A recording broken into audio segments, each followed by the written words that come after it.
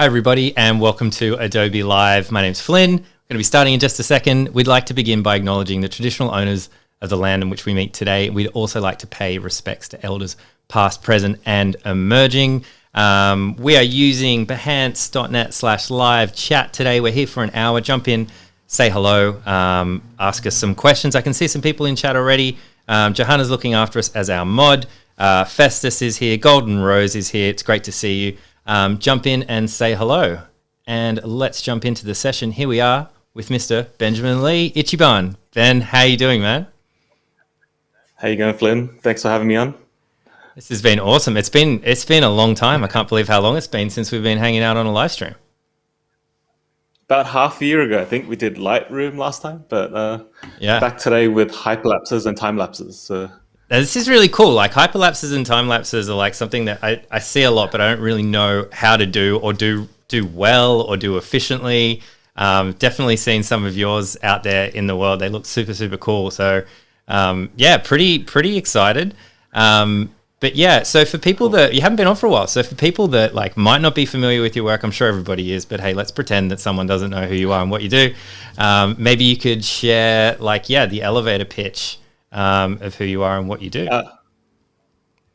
I'm a photographer, filmmaker based in Sydney at the moment. A lot of my work had to do with travel, but right now it's a lot of commercial stuff. I do a lot of stuff on socials as well, so you can check out my Instagram if you want to see some more. A lot of travel stuff, a lot of Japan stuff, because that was the last place I traveled, so I'm kind of cranking that content out for the past year. It's been over a year since I've been to another country, but if you scroll through my feed, there's a variety of stuff. I make a lot of short pieces, which is where these time lapses and hyperlapses come in, because they're quite great for social little bite-sized pieces. So that's what we're going to go through today. Yeah, awesome. So without the travel aspect, have you been like going through your archives? Because I noticed Demis is in the chat. We were chatting to him, and that's been something big thing that he's been doing. Is that what you've been doing? Like going through like finding photos that you haven't done anything, you haven't published with yet, and then putting them out into the world? Has that been an approach or? So I think we have an in-joke with our friends. Like if you ever see the word shovel in my comments, it's because they're laughing because they know it's like an old photo, like you're digging for old content. Nice. If you ever see that. But generally, I used to call myself a travel photographer, so I guess just photographer at the moment. But, I'd like to see more of Australia. I think that's on the cards this year for sure. Yeah, nice one. We can get stuck into it. Cool. Does everyone? I want to know, like in the comments, how familiar are you with time lapses? They're quite easy to do now. I think it's very accessible. If you have a smartphone or every modern camera, there's a time lapse function. But previously, like 5 years ago, it wasn't so easy. Today, we're going to go through different ways to show the easier way to do it, the quick and dirty way, which isn't that dirty. It's easier, smaller, quicker to do, but the results, as I'll show you, you can't really tell the difference. So nice. This is one of my harder pieces to do. So I'll run through how I did this one. This one, it's quite popular. Everyone on socials wants to know how it's done. I vlogged it in Japan. If you want to see how it's done, do you have any guesses of how I shot this, Flynn? I'm guessing this is on a train with like a DSLR. Yeah. I would assume it's a DSLR with all I don't know. It looks extremely sharp. Like maybe at the back of a train. I don't understand. Like in Australia, if you did this, you'd just be like be staring at the conductor or like the back of the carriage. So I'm assuming that it's like pressed against the window or something. Driverless monorail. I think it's a monorail. We have driverless trains in Sydney now, the Castle Hill line or whatever. But basically, you go right to the end, front end or back end, and you film this sequence. This would be considered a hyperlapse. So. I guess the definition for time-lapse is basic. I'll read it. A basic or broad definition of time-lapse is videos or a sequence of frames that is played back and is usually faster than real speed. So basically sped up video. But an hyperlapse, it's almost the same thing, but the difference is that you have the camera itself is actually in motion.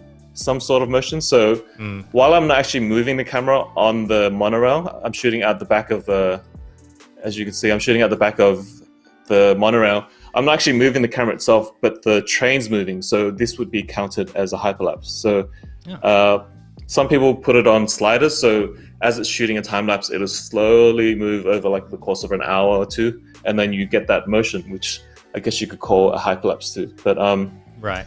Motion with the camera, hyperlapse. If it's static, it'll be a time lapse. I think that's the basic that's cool. difference. I didn't actually know that. That's like a really good like understanding of the differences. But yeah, let us know in chat. Ben was asking like just about hyperlapses and time lapses as well. Have you tried one? Like, have you tried one on your phone? Have you tried to do one in camera? I can't remember like actually properly trying one. I think I probably tried it years ago.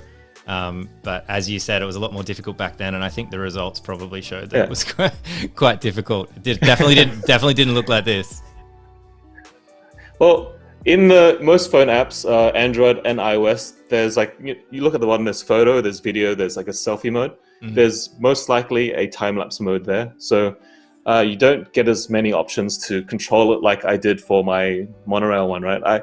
For that one, I timed in all the settings like manual focus, exposure, aperture, etc. But with the phones in the time-lapse mode, it's pretty much just it'll do it for you, and anyone can do it really. So a tip, if you're using your phone and you're on like a bus or a train or something, you can just hold it against the window and then start the time-lapse mode, and that'll get you a similar hyperlapse, I guess you'd call it.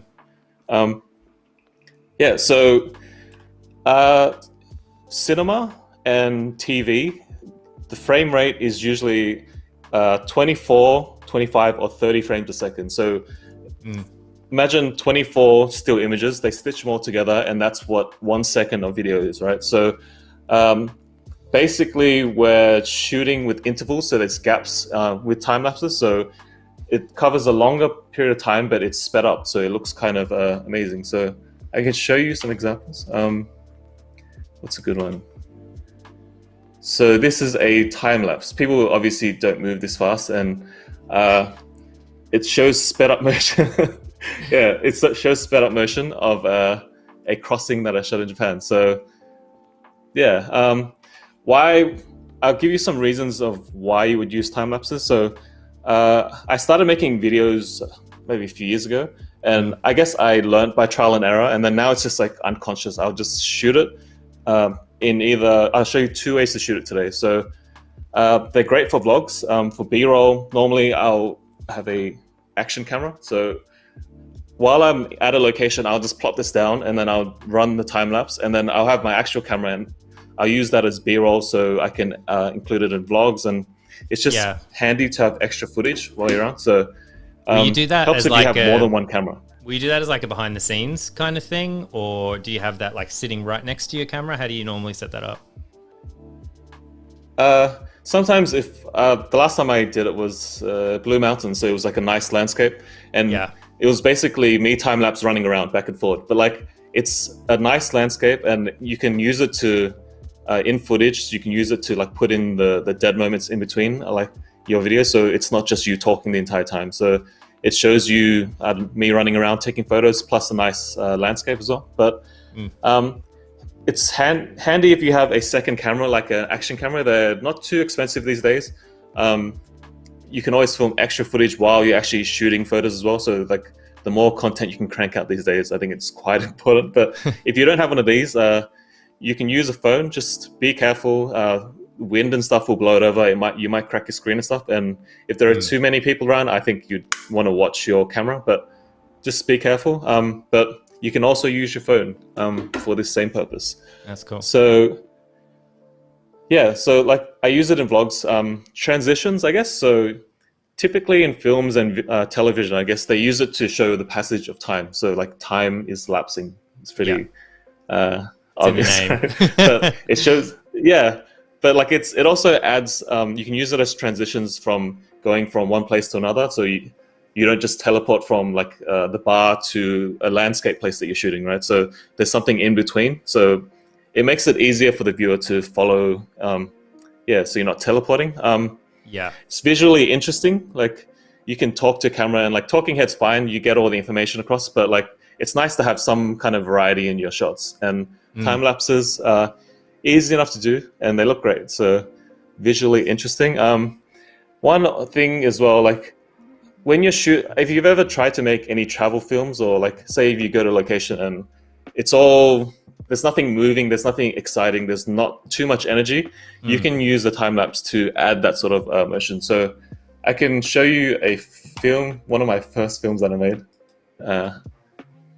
Maybe I'll make it a bit smaller. So it's very hard to shoot videos with motion, because if you're trying to hold a camera, it's quite shaky, right? So time lapses give you that that energy, that pace, and that movement to your shots. Yeah, I'll find.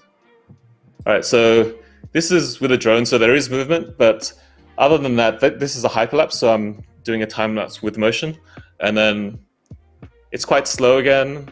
There's quite slow movements, and then this is another time lapse. Adds that energy and kind of interest in between your shots. So yeah, if you're making travel videos, give it a go. I think it's pretty easier to do, but it can get complicated, which I'll show you in a second.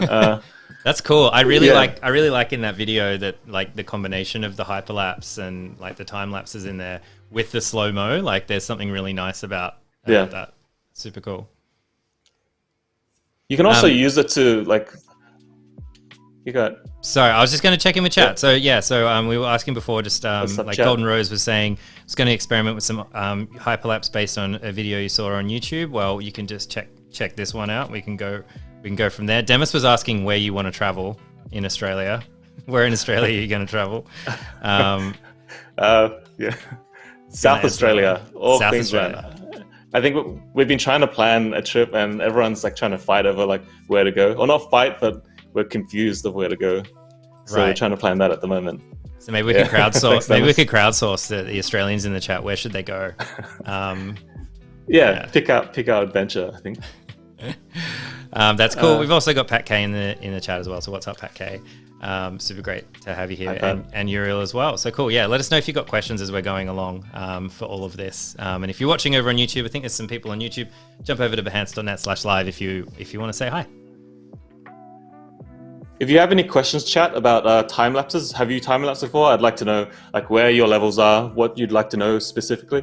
It's pretty simple. Like when I was writing this course outline, I was like, hey, it's a sped up video. What else do I talk about? But then when I started writing everything I've learned over the years and all my mistakes, it's quite a lot of stuff, and it can get really technical. So the time lapse photographers out there, like don't hate me, but this is my way, and this is how I've learned. It's quite practical the way I've learned, but yeah. So let's get into the two methods. So the easy, quick, and dirty way is to shoot a video. So, for example, let me mute it for a second. All right, so for example, I set this, I was just standing up at the hostel working, so that was my working standing desk, sorry. Yeah, I was going to say, this is like a very ergonomically like incorrect standing desk you got going on here. It worked for a little while. Better than lying down in that little, inside a little kind of capsule, so like you have to climb in the little bottom there, but yeah, it worked well. I got to stand up for a little while, so that was great. But I set the action camera that I have, that I showed you before, behind me I needed B-roll footage, so might as well film me standing in this awkward position, working out of the bed. But so this is slow footage. Basically, I just hit record. It's very quick to set up. You just press record and then deal with the footage later. So I think I've got an example somewhere. Yeah. All right. So that was a bunch of normal speed video that I shot. So that's the easiest way to do it. I'll show you how it looks sped up. This is at 3,000 times. So I was working for quite a while. We're trying to book out our next accommodation. So an advantage of shooting it this way, it's lagging. So it's meant to be a bit more fluid than this, right? But we're casting and stuff. So the advantages of shooting it this way is that you have video that you can transition back into normal speed with, which you can't do with the second method. So Yeah, there's use for it that way. The second method I think we'll talk about before I go on about all the advantages of shooting it this way is that method one is shooting normal video and speeding it up in post. And method two is shooting it in photos at intervals and then stitching it together later in post, stitching all those photos up into a video. So I'll show you how to do the first one first. Does that make sense? Yeah, so this is sped up video. This video itself, if you go right click here, we're in Premiere Pro, sorry. I've set up a whole bunch of projects just to show you the differences between things, but basically I set the action camera up and I just filmed a whole bunch of us driving in the snow. So if you can see it, it's like half an hour of footage of, yeah, but drag it into the timeline like this, and then you can, it's quite slow. Let's move that other way. All right, so this is how you speed it up. So this is normal speed. One way you can do it is Apple or Command R. You click on the clip and then a speed box comes up. So you can adjust it to however fast you want. You can reverse it and yeah, maintain audio pitch if that's what you need. But we can go 2000 and then it shrinks to like a little, yeah. It's so what you're seeing now is the sped up video. It's like 2,000 times, right? Yeah. It might not be that smooth on stream, but it's smooth because we're casting and stuff. So yeah, that's sped up video, and that's essentially a time lapse. I think we're done. It's like tick the box. Yeah, but there are different ways I'm going to teach you on how to smooth this footage out and make it usable, make it prettier, make it So. I showed you how to speed it up. It's Apple or Command R, and then you get access to this box, right? So let's just change it back to, all right, so that's the normal speed clip. You can also press R on your keyboard, which will change your little cursor to this thing. You go to the end, and then you can drag. This is speeding it up manually through dragging. So I've made it that short, and it's that fast. This is helpful when you're trying to fit a certain clip into a spot and you just want to do it very quickly. Oh, wow. So what was it? Because obviously normally you just grab that and you're just shrinking the footage, but yeah. So what are you holding down to do this? I don't even know what the tool's called. It's the speed tool. It's just called. Speed tool. All right. So you press R. Just press R. That's a name for it. Cool. It's the same on Windows and Mac, so you're all good. Nice. Yeah. So. When I drag it a bit bigger, you can see it's at 134%, 134.96% speed. So if you go more, it kind of disappears, make it bigger. 270. If you want to see the actual speed and you can't see it on the little text there, just Control or Command R, it comes up and you can just read the speed here. Oh. So basically that's how you speed up regular footage and turn it into time lapse. I'll show you what I use a lot. It's called frame blending mode. So I think this is my secret sauce for like these. I use it quite a lot for other things, but when people saw this clip in the vlog, they were more interested in this than what the actual vlog was about. They kept on asking me how did you do that? What did you shoot it with? And it's like it's just regular video. All right, so the trick is you right click after you've sped it up. Sorry, so this is at 1,000%. Yeah. You right-click it, go to Time Interpolation, and then you go to Frame Blending. And what it does, it makes it super smooth. So I'll put up. The top clip has no frame blending, right? And then the bottom clip has frame blending. So I'll hide the top frame, and as you can see, it blurs all the lines. So it tries to figure out from one frame to the next, and then it'll like blur it, so it's all very smooth. So right, without frame blending on, that's just how it looks. It's a regular image. So hopefully you can see it. So I'll play this back. Thanks, Jessica. So sped up footage is quite smooth. It's fine. I don't know if you can. It's dropping frames. All right, so it's fine, but I'll show you the frame blended frame of that. See, you can see all the blur over here. Yeah. So it's great for motion and hyperlapses and stuff. It makes everything smooth. I even used it for this clip here, right? I'm not even moving much, but those little kind of head bobbly movements, like it adds a bit of motion blur, and it's a lot smoother than if you don't use it, it can be quite choppy. So that's cool. Definitely give frame blending a go. Makes frame it blending. Your... Cool. And that's not on by default. The default is no. Yeah. Okay. No, it isn't. Default frame sampling. Default. Sampling. Yeah. Then there's optical flow. So this basically frame blending. I use it for speeding footage up. So time lapses. Optical flow is for when you slow it down more than the actual frames. So optical flow will try and connect the frames and fill in the gaps of the frames that you're missing. So slow-mo and speeding up, basically. Cool. I'm sure there are other ways. Some benefits of shooting video instead of shooting photos and stitching it back together is that it's easy to do. You can basically just plop down your camera, film it. You can use it as normal footage. Like if I wanted to not speed this up, I'd have half an hour of me working, but I think I talk at some point. So maybe you might want to like stop and use that section only and not use it as the time lapse. So that's definitely a benefit. Yeah, it's faster to edit. As you saw, all you have to do is speed it up. The next method with photos, it takes quite a while. There's a workflow to it. You get better results, but sometimes you don't want to spend a few hours like rendering a time lapse that will only last in your video for like 5 seconds or whatever it is, right? So yeah,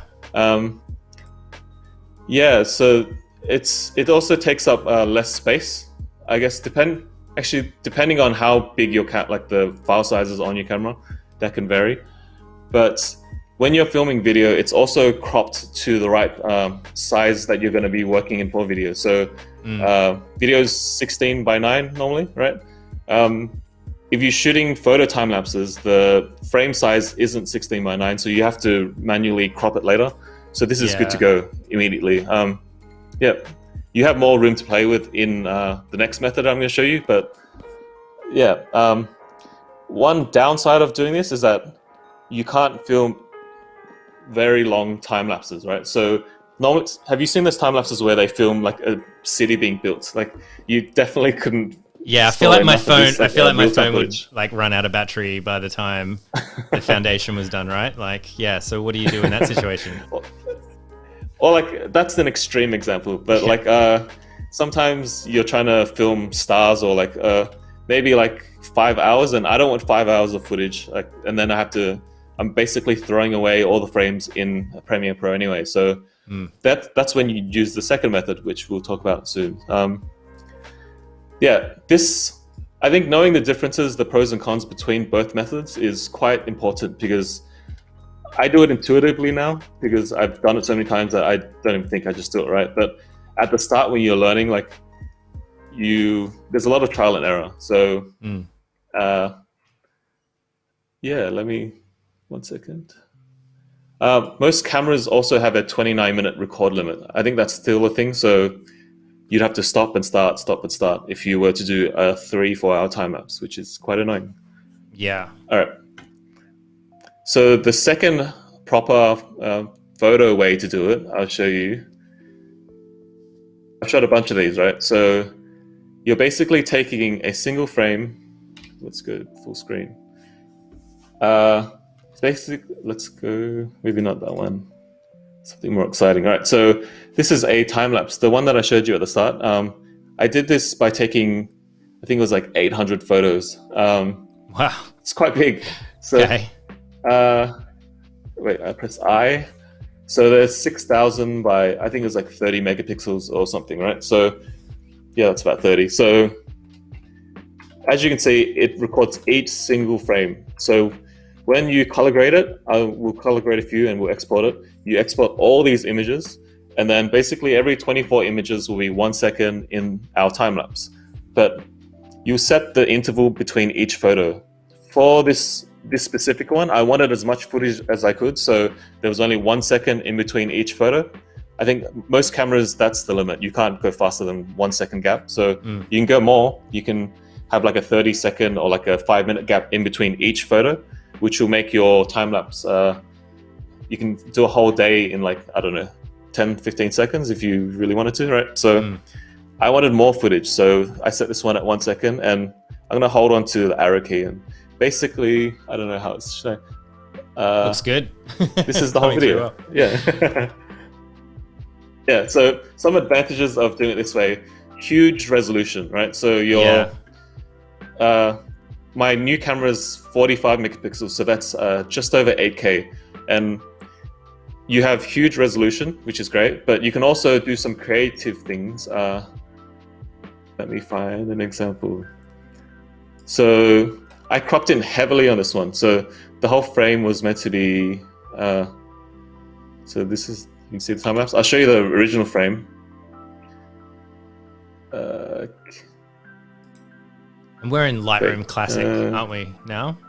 Yeah. Cool. Yep. So today, sorry, we're bouncing back and forward between Lightroom and Premiere Pro today. I haven't imported yet, so I'll show you an example from this thing.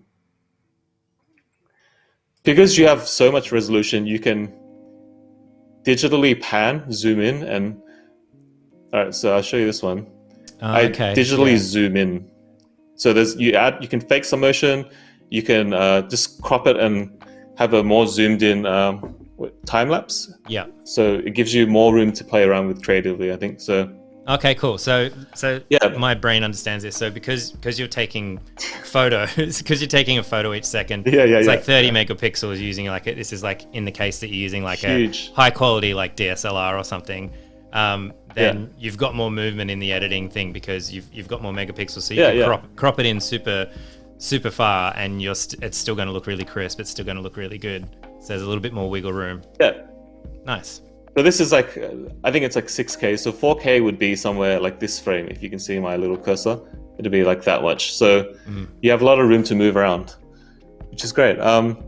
You can also shoot in RAW, which is, it saved me a few times. I've messed up when I first started shooting time lapses. So we've been through this quite a bit, but RAW and JPEG, there's a lot more flexibility in RAW because it retains all the data. So if you accidentally overexpose it, with RAWs you can bring it back. JPEGs are not so forgiving. So I can show an example of where I messed up on one of my first time lapses. Okay, cool. So I fixed it. I shot it on auto, which I think for time lapses you need to shoot. Try to control as many variables as you can. So manual settings, manual autofocus, manual white balance. I stupidly left it on auto, and I just sat there for hours. And basically, the camera compensated and gave me the same photo. I sat there for like 4 hours, and it's like literally the same photo.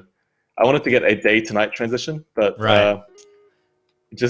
it auto adjusted, and every exposure was almost exactly all the same. Okay, cool. So I get it. So you want to see like the transition of how the light's changing everything. You're going from day to night, but because you have it on auto, the camera's trying to like balance it out. So you're essentially getting so it's trying to give you the same photo. You can tell that it changes from like gray to like blue, and then the lights come on, and that wasn't what I was after. But because I was shooting in RAW, I'll show you in Thursday's session. So a little sneak peek of what we're going to do. So there's a program that helps you to transition smoothly from one photo to like the 800th photo, whatever. So it makes it a lot darker, and then this is the end result. So I'll show you a before. It's taking a sec. All right, so I managed to get the last photo down to it actually looks like night, right? Before I edited, I'll show you the before. This is the before. So it's like, it doesn't feel like night. It's still quite bright. Right. But yeah, you get that transition from day to night. And I'll show you how to fix that in Lightroom, LR Timelapse, sorry. But cool. Yeah, that's the advantages of shooting photos. I'll run through the whole process and show you how it's done. It takes a lot of time, but the result's better. But there are also some limitations, like you can't go back to normal time, for example.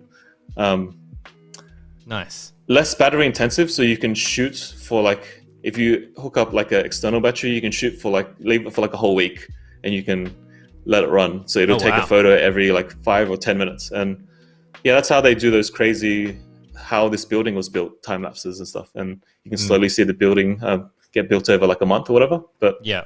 And when you say external battery, is it like a dummy battery that's like plugged into, like, is that the best way to do it? So it's plugged into power, or is there a dummy battery that's like just I don't know, I'm picturing like it's like massive battery that's going to last a week. How does that work? I've never actually done a longer time lapse than like a 4-hour thing, but depending on your camera, there are different solutions. So if you're using your phone, you'd plug a USB power pack to it, right? Yeah. But each camera and brand has different solutions. So I can't say for certain. Depends what you shoot with. So cool. Yeah. So let's get into editing. I've shown you how to frame blend. That's my secret sauce, right? Yeah, that's cool. Another way to speed up. So the first way I showed you how to speed it up, right, was Command or Control R. Dialog box pops up. R, and then you drag the frame. The clip, sorry. It works on both sides, so you can go on the right side and speed it up that way, or this way, right? So it works the same way. Another way, this one gives you the most control, I think. So let's just change this back to 100%. Right? Zoom in, and then you right-click the top, and it gives you 3 options. So you go to time remapping, and then it gives you a line. So right now the line is at 100% speed. So if I could drag it up, it shortens the clip because you're making it faster, right? So I'm at 203%. Another visual way to do it, it's a bit finicky if you want to get exact. So let's go back to, I guess I'll undo it back to 100%, right? You go to the pen tool by pressing P, and a little pen thing comes up, and you can drop points down onto your timeline, right? So I put one there, and then you can speed up like just that part of your clip. So I don't know how well this is going to play back. Might be a bit jittery, sorry, but normal speed, and then when it hits this thing, it'll like zoom. Yeah, see, then it's zooming forward up to. All right. All right, so yeah, that's how you do it manually. Like it's a bit more visual. Currently, we're at 300% speed, but to smooth it out, so it's not just like from very slow and then all of a sudden like very quick. All right, so my computer's trying to do too much. These are very heavy tasks for any computer, especially when you think about it, you're using a lot of footage, and also the resolutions for these things are also quite huge. So be patient. I think even if you have a slow computer, you could still do it, but it just takes a little bit more time. So yeah. Sorry, there was just a comment, Johanna in chat saying pen tool in Premiere Pro, was not expecting that. Yeah, what we used to do, like before audio ducking was part of it, we used to have to kind of go through with the audio thing and like pen tool it down to get rid of the video, and then pen tool it back up. I used to go through and like manually do that to videos all the time back in the day. So yeah, there is a pen tool. It's Mary Lindsay in chat saying the pen tool is everywhere. Yeah, it's like you can find it in everything. Have you tried auto ducking? You put it on all your like, So all right, so I think it's kind of, I'm gonna need to restart this. That's cool. While we do that, actually, we were chatting before about where you should go. You and the squad to do shooting. But yeah, Melbourne was mentioned, and Cairns as well. Yeah, Northern Queensland is what I want to do. All of us have been to Melbourne. I think everyone from Sydney's been to Melbourne at some stage, right? So right. Let me open this. Yeah, so we wanted to go somewhere different. To be honest, I don't think I've traveled too much of Australia. So I think now's the perfect time. But yeah, that's it. Or maybe New Zealand. Yeah. They're talking about opening up like between Australia and New Zealand, so you can like travel there to and from. Have you spent a lot of time in New Zealand? I was there for a weekend. They dropped us on a glacier, and then I was back by Monday. So I've seen a glacier. That was cool. That's cool. All right, we're back up. This might happen a few times because we're doing a lot, so just be wary. Yeah. Yeah, so seeing like a visual way to let me open up. No, and we got about 20 minutes, guys, as well. Like, so if you do have any particular questions coming through, we're here for another 20 minutes today, and then we're back on Thursday for part 2 as well. So join us for that. We're going to pick up Thursday off from today. I want to do more advanced things on Thursday, so check it out. We'll jump into After Effects and I'll make some cinemagraphs with time lapses. So yeah, today is a basic primer on what a time lapse is. And it's slightly more than a sped up video, but yeah. So we're going to go back.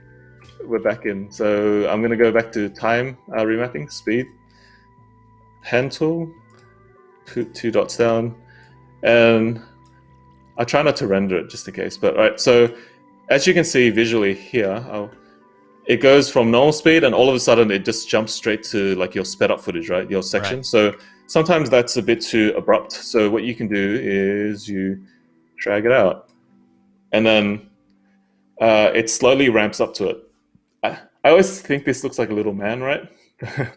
Can you see the dot? I can. It might be hard for people to see. It might be hard for people to see. Yeah. At home. So in between your little ramp thing, there's like a blue dot. Looks like a little man, I'm going to call it. All right, so you grab the top or the bottom of it, and then you pull it to the right. And instead of a straight linear line, it'll like kind of curve up. So I'd run the footage here, but it's probably going to drop frames.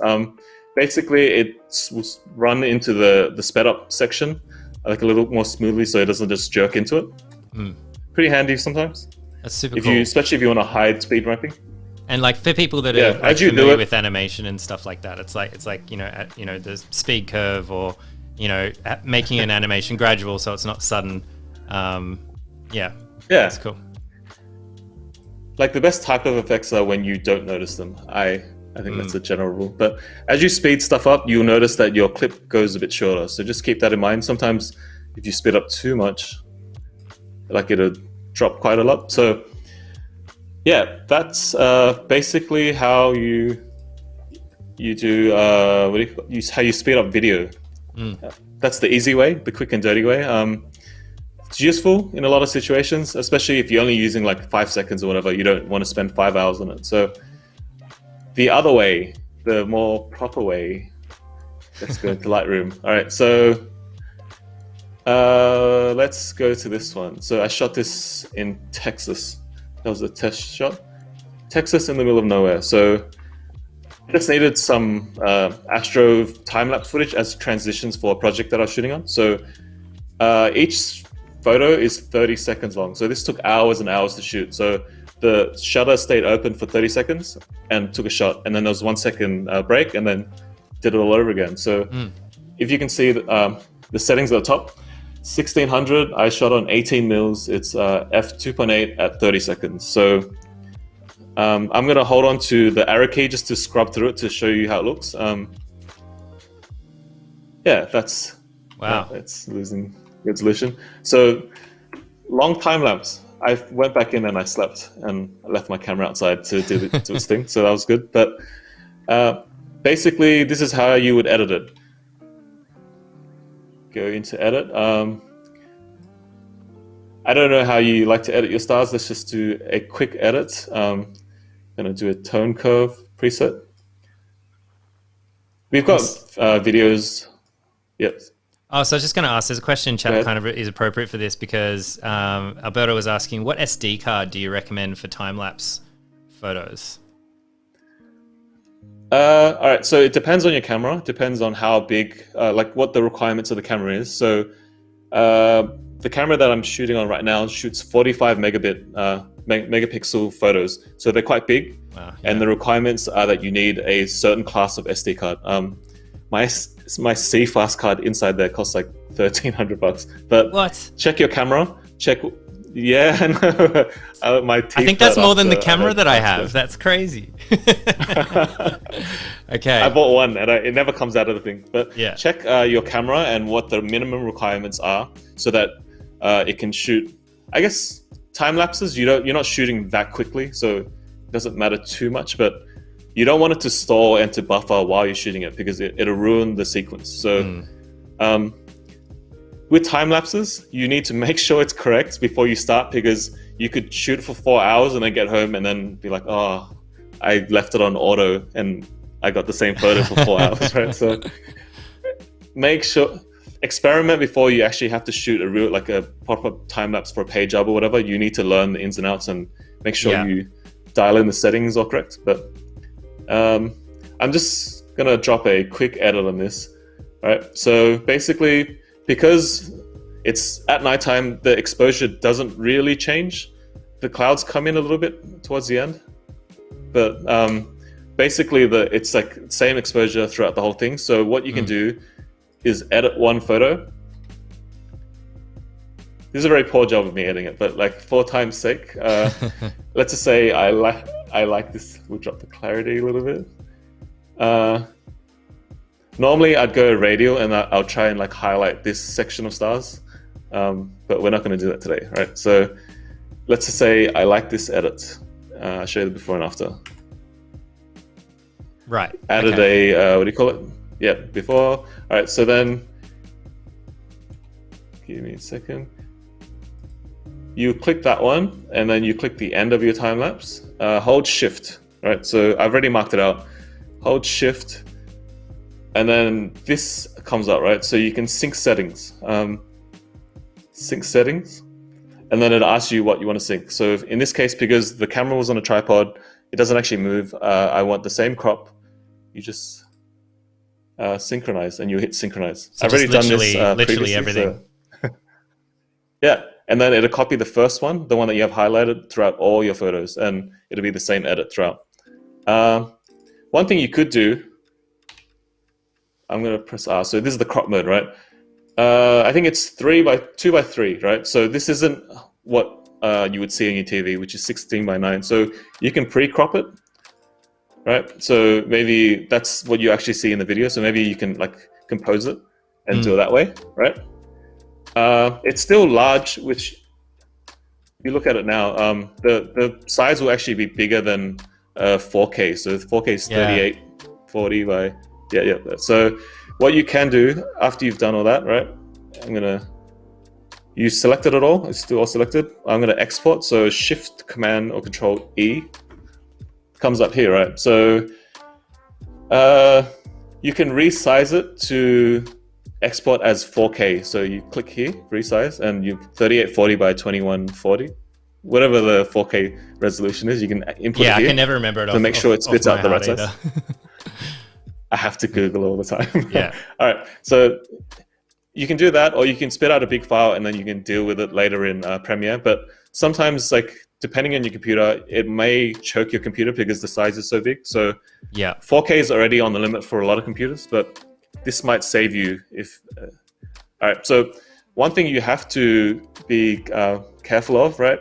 Especially when exporting time lapses, you need to export it so the file naming system is very clear for the computer. So it has to have a sequential numbering system, I guess.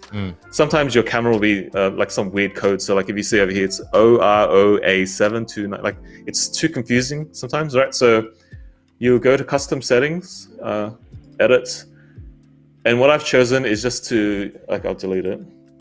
Just sequence. So it'll go from 01 to 270, whatever file you're using, right? So make sure you set that, and then I'll usually go choose folder, export. Right? When you hit export, a dialog box will pop up. All right, and it'll ask you where you want to save it, and then you choose a folder because you're gonna have like 300 files. So don't save it to your desktop because it will ruin your desktop. That'll get out of control. Yeah. So once you've done that, just to rehash, we've color graded. I haven't cropped it for this. We've exported it as a sequential file name. So it's all in a folder. I've already done this. Oh, sorry. All right, so then we're back in Premiere Pro, ready to go. So what you do is you right-click, go to Import.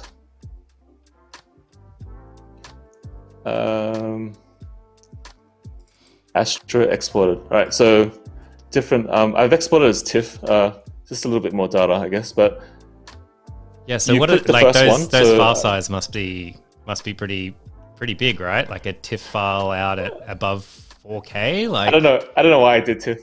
I don't know why I did TIFF, to be honest. You just want to crash. You want to crash the stream. This is like sabotage. That's crazy. Yeah. Like here's 400 TIFF files that are like 6K or something. It's crazy. I exported this for the project, so I did this while there's 216. Yeah. All right, so I'm just going to click the first one. It's hidden when you normally import, right? So it's you have to hit options, which is down the bottom there, and then you select image sequence, right? Mm-hmm. And then you import. It's hidden. I don't know why it's hidden, but all right. So that's Astro 1. My naming. All right, so it imports it as a video. Cool. Goes for 8.16 seconds. We're not done yet. Right, so right-click it, and then go to where is it? Modify, interpret footage. So as a default, it sets it to 25 frames a second. So we can change that. I normally edit in 23.976, right? So you can edit in 30 if you're from the US, or change it to whatever you want. I'm going to change it to that. And then you see it makes it 9 seconds. Is the best thing for like frame rates, like just to try to figure out where it's going to finally end up, and just Google it? Like if it's going on YouTube, just do that, or Instagram, or wherever. Is that like a generally an approach? The internet's more forgiving because they're computers, so they can handle most. It doesn't really matter too much for the internet.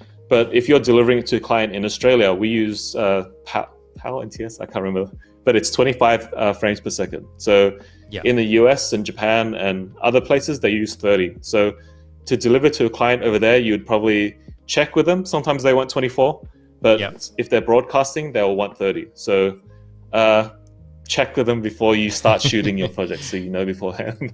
Good advice. Yeah. All right. So did I export this? I think I did.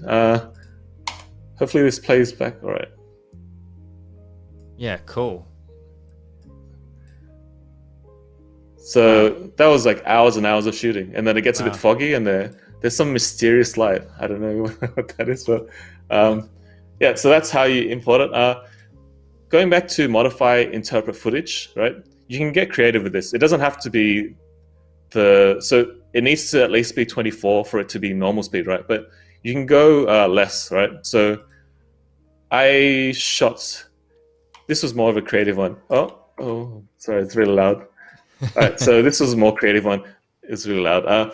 This is like a stop motioning. So I did it at like 15 or 10, I can't remember. But you can get creative. It gives you that stop motion look. Yeah. I shot this in burst mode, so it was slow anyway. But I liked the jittery effect. That looks cool. So you modify and then interpret. That's where you go. That's how you can adjust that. But always remember to fix this when you import a photo time lapse. This is the complicated way. I did it on an easy one. There are definitely harder ones to do. We'll go through on Thursday. I can just briefly run through it, right? So we've got about 3 or 4 minutes left, and 1 or 2 questions I want to get to as well. So cool. So Thursday we'll go through the whole process of this, but like there are certain things where like as I'm scrubbing through, it stops at each station, but I've used the speed ramping to cut out and then also like just zoom straight past it, so it doesn't break the momentum of stopping at stations, for example. Yeah. We're gonna go through all of that on Thursday. Questions, guys? Cool. That's a great teaser for Thursday. So we will be back for part 2. We've got a couple of minutes for questions. A couple have come through. There was a lot to follow in there, so I didn't want to interrupt you as you were going through, because it was very step by step. But yeah, so we spoke about the SD card. Question came through. There was a question slightly off topic, but maybe you can answer. If you shoot through glasses, which one is effective between using lens skirt or CPL filter? I would use a physical thing, like so CPL, like you turn it and then it uses like a. I don't want to explain the whole thing now, but like that's using glass elements to try and block out certain visual. I'm not explaining it probably right. So I would use something physical. So this actually, it's a lens skirt. So the lens, if you can see, it comes through here, Yeah. right? And then you stick it onto the glass. If you don't do that, I've actually got an example. All right. So this is the Osaka thing. I managed to kind of save it. As you can see over here, there's like light reflection. Right. And then you can actually see people walking past the light reflection, which is quite annoying. So if I had this thing, you just pop it on the thing, the glass, Yeah. and then it'll stop that. If it's double glazed, sometimes you can't do anything about it really, but it still catches reflections. But yeah. Cool. Oh, so that wasn't as off topic as I thought. That was totally on topic. No, this is time lapses like love. It's either this one or there's like it looks like a doggy bowl, it's like a silicon one. So yeah, I think those are a bit more. Yeah, it's cool. That makes they're sense. cheap. This one's called a lens skirt. Lens skirt. All right, cool. There we go. So there's another question that came up. How do you choose your interval timing? So it depends. Okay, so you need to think what you're using it for. For me, standing up filming, this is a video, so there was no interval, right? So the purpose of it, so you need to see how much time you're trying to compress. When you're doing time lapses, you're basically taking from 9 a.m. to 5 p.m.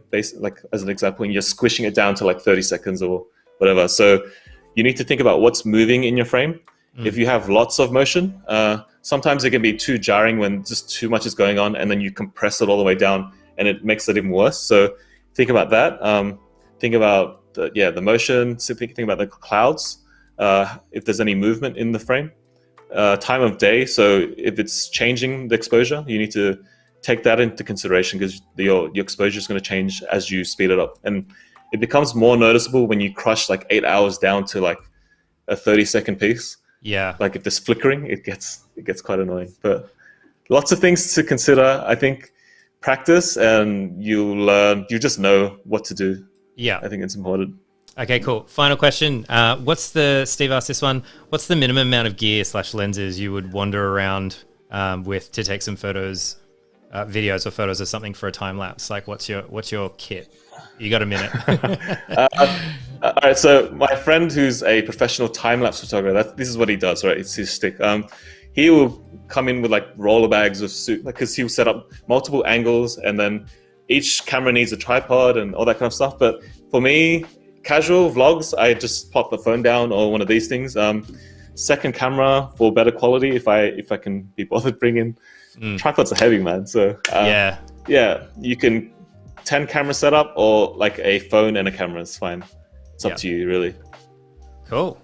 That's awesome. Well, hey, that takes us to the end of today. As we said, this is part 1 of a 2-part series. So jump back in on Thursday. We'll answer some questions, hang out with us, and we'll see you on Thursday. Thanks for having me. Thanks for your time. And see you guys. Have a great day. Bye. Bye.